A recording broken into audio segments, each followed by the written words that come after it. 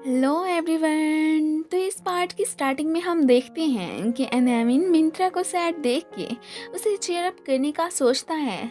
उसकी क्रेजी हरकतों की वजह से ना सिर्फ उसका मूड ठीक हो जाता है बल्कि वो तो इसमें खो ही गई थी। प्रॉमिस के अकॉर्डिंग वो तो एनामिन को उसे पैसे भी दे देती है कि तुम्हें इनकी ज़रूरत थी ना। यहाँ पे ये फिर मन में सोचने लगा था कि अगर इसकी काइंडनेस का मुझे पहले पता होता मैं कभी भी ये तीन तीन रोल बिल्कुल भी प्ले नहीं करता। अब जो होना था वो तो हो गया। इसके स्ट्रेस को कम करने के लिए वो तो बकायदा इसे एक पौधा भी देता है जो लेके वो तो फिर बहुत ही खुश हो गई थी।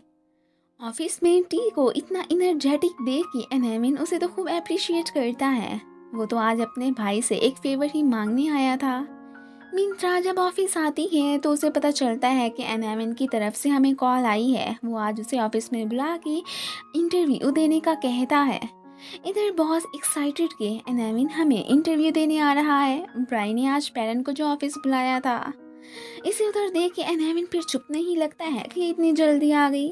थिप्पी इधर इसे देख ही लेती है। वो अपनी चमची के साथ यहाँ पे आई थी।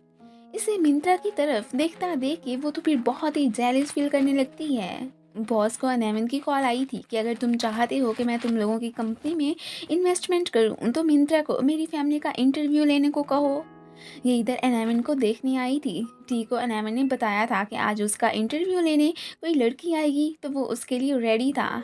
बाद में खैर मिंत्रा को बहुत जल्दी से बता देते हैं कि तुमने फर्स्ट ऑफ ऑल टी का इंटरव्यू लेके ही आना है। आज की तुम्हारी यही ड्यूटी है। वो तो अब फिर से टी के ऑफिस से चली जाती है।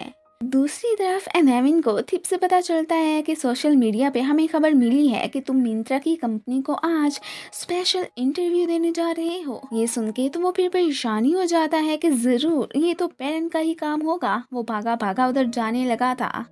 पेरेंट तो अब इधर आ ही चुका होता है। बॉस भी उसे देख के खुश के वाह अब तो फिर मज़ा ही आएगा। इन्होंने बकायदा रिपोर्टर्स को भी बुलवा लिया था। ये सुन के वो परेशान के अब क्या करूं। एंड जल्दी से एनामिन को कॉल करके सारी बात का बता देता है और उसे यहाँ आने का भी कह देता है।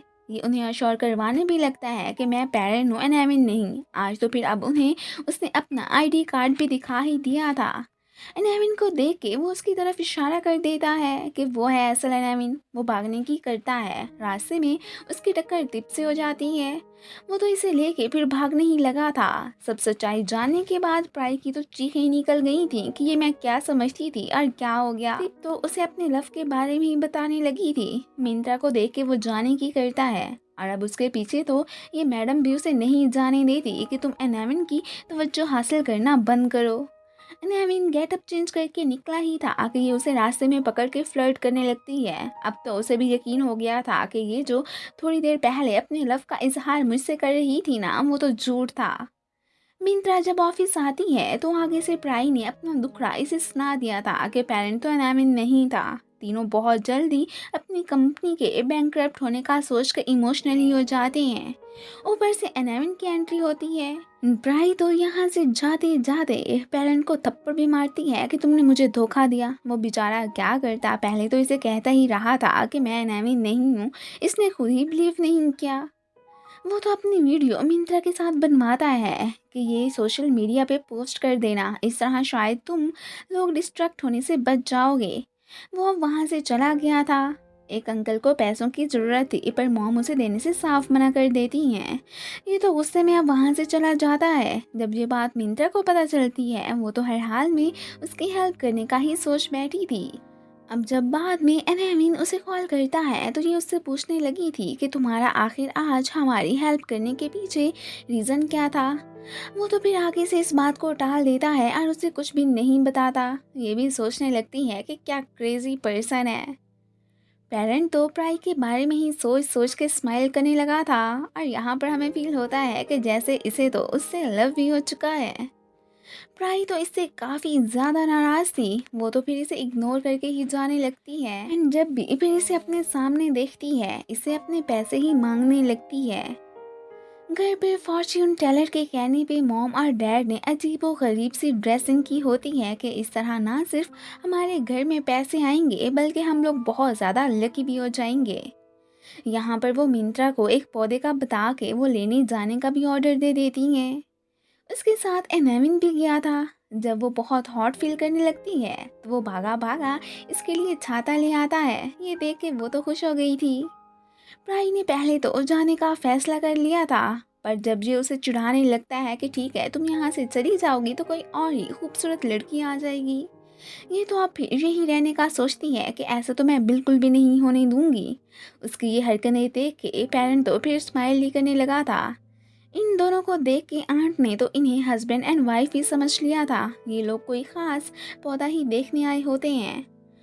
उनकी बात सुन के अब तो ये उन्हें अश्योर करवाने लगते हैं कि हम पति पत्नी नहीं हैं, आपको शायद कोई गलत फहमी हो गई है, ये तो जस्ट मेरा गार्डनर है। इसने अपनी पसंद का फ्लावर बाय किया था। तो इस बात से चिढ़ के इन दोनों में भी नोक झोंक हो जाती है। दोनों एक दूसरे के पीछे ही भागने लगे थे। बाद में थक हार के ये लोग कुछ खाने साथ वाली प्लेस पे जाते हैं। मिंत्रा जब बाद में इसे एक लड़की की हेल्प करते देखती है तो स्माइल ही करने लगी थी कि ये कितना काइंड है। रात को जब वो इसे वर्क करते देखती है तो फौरन से इसके पास ही आ गई थी। वो तो इसके हिस्से का डेजर्ट लिए फिर रही होती है। ये देते वक्त वो तो फिर फ्लैटरी करने लगी थी। अपने अंदर डिवेलप होने वाली इन न्यू फीलिंग्स को लेके वो खुद ही सरप्राइज थी कि ये आखिर मुझे क्या हो रहा है। मैं उस गार्डनर को लेके इतना सीरियस कैसे हो सकती हूँ। ये यहाँ से जाते हुए डेजर्ट भूल गया था। अब बाद में जब उसे ये याद आता है तो वो दोबारा से वापस लेने जाने लगता है। तभी इसकी नज़र थीव्स पे पड़ती है जो अंदर घुस रहे थे। एक्चुअली में यहाँ पर चोरी करने वही वाले अंकल ही आए थे जिन्होंने मॉम से पैसे मांगे थे। ये अब तो फिर उन्हें फॉलो करने लगता है। डैड रात को अपनी स्वीट हार्ट से कॉल पे बात करने बाहर आते हैं तो यॉट भी फिर इधर ही आ चुका था। उनके जाने के बाद अब तो वो भी इन चोरों के हाथों पकड़ा ही जाता है। मोम तो इधर इस चोर को पहचान ही गई थी। अरे ये तो वही वाला है। इनसे छुपते छुपते वो मिंत्रा के रूम में ही जा घुसा था। ये सब परेशान के कहीं वो उसे हर्ट ना कर दे। अब तो फिर एनामिन उसकी टेंशन लेके जल्दी से कोई रास्ता तलाश करने लगता है। मिंत्रा तो इधर उसकी हेल्प करने का सोचती है एंड ये भी कि तुम्हारे बारे में मैं मॉम से बात करूँगी, सो प्लीज़ मुझे नुकसान पहुँचाने की कोशिश मत करना। पर वो तो अब की बार हरगिज़ भी इसकी मॉम को माफ़ नहीं करने वाला था। जैसे तैसे करके एनामिन भी आ ही चुका होता है। इससे फाइट के दौरान उसका हाथ भी काफ़ी ज़ख्मी हो गया था। ये देख के वो तो फिर परेशानी हो जाती है। एंड इसी के साथ ही ये पार्ट ख़त्म हो जाता है। Thanks for watching and guys, अगर आप लोगों को मेरी वीडियो अच्छी लगती है तो प्लीज़ इसे लाइक भी कर दिया करें। एंड अगर आप लोगों ने अभी तक मेरे चैनल को सब्सक्राइब नहीं किया है तो please subscribe to my channel. Thank you.